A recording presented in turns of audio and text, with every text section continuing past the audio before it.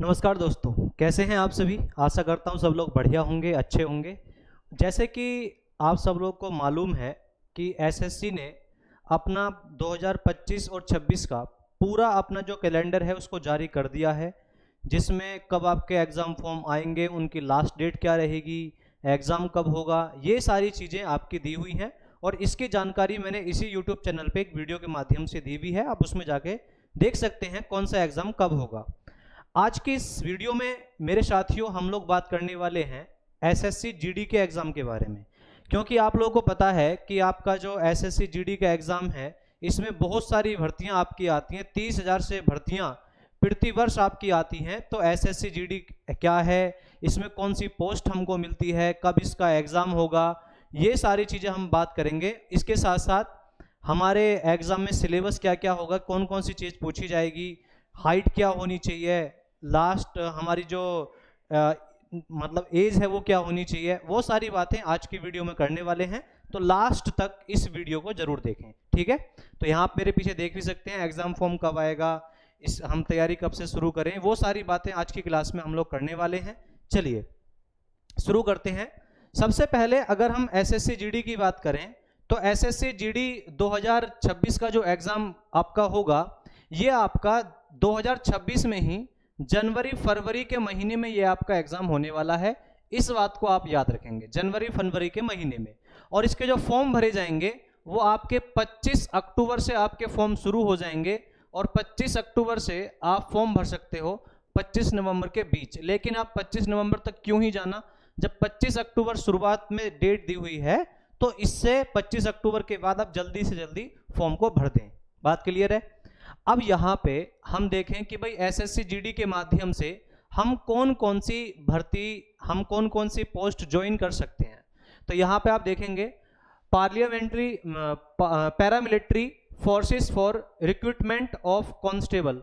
यहाँ पे हम देखें तो यहाँ पे जो हमारी पैरामिलिट्री फोर्सेस होती हैं उनके जो कांस्टेबल होते हैं, जैसे कि आपने सुना होगा बॉर्डर सिक्योरिटी फोर्स बीएसएफ, इनके constable, central industrial security force जिसको आप लोग बोल देते हो सीआईएसएफ, उनके कांस्टेबल, सीआरपीएफ के कांस्टेबल, आईटीबीपी के कांस्टेबल, एसएसबी जिसे हम सशस्त्र सेना बल कहते, सीमा बल कहते हैं, सशस्त्र सीमा बल।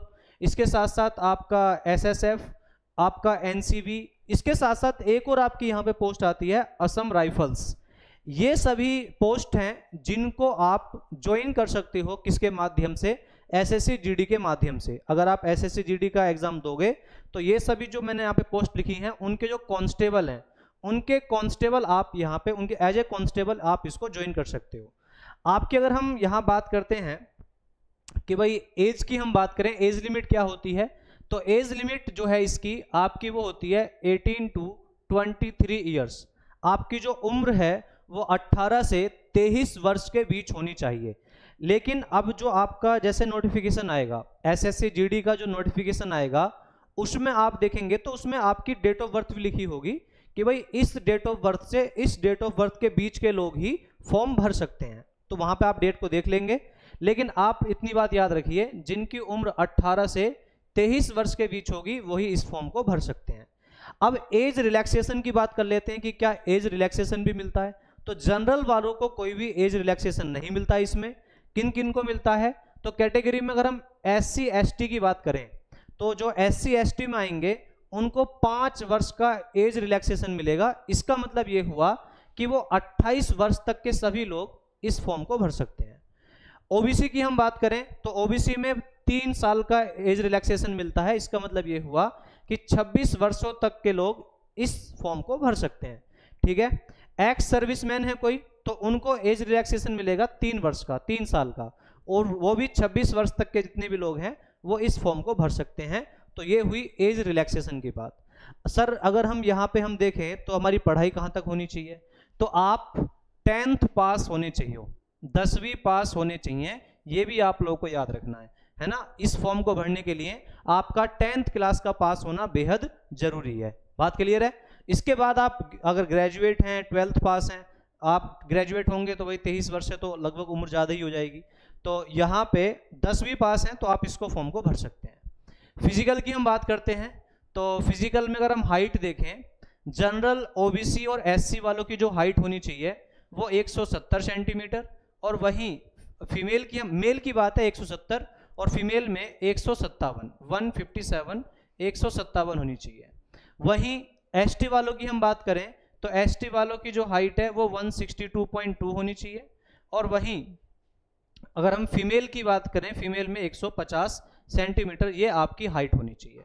चेस्ट की बात करते हैं तो चेस्ट जो केवल देखा जाएगा वो आपका मेल जेंडर के लिए है, ठीक है। अगर आप उसको फुलाओगे नहीं तो आपकी जो चेस्ट है वो आपकी 80 सेंटीमीटर होनी चाहिए, और मिनिमम एक्सपेंशन जो है वो कितना होना चाहिए आपका 5 सेंटीमीटर का होना चाहिए। ये किसके लिए है? जनरल, ओबीसी और एससी वालों के लिए। क्लियर है बात? एसटी वालों की हम बात करें तो एसटी वालों का जो अनएक्सपेंडेड चेस्ट है वो 76 सेंटीमीटर होनी चाहिए।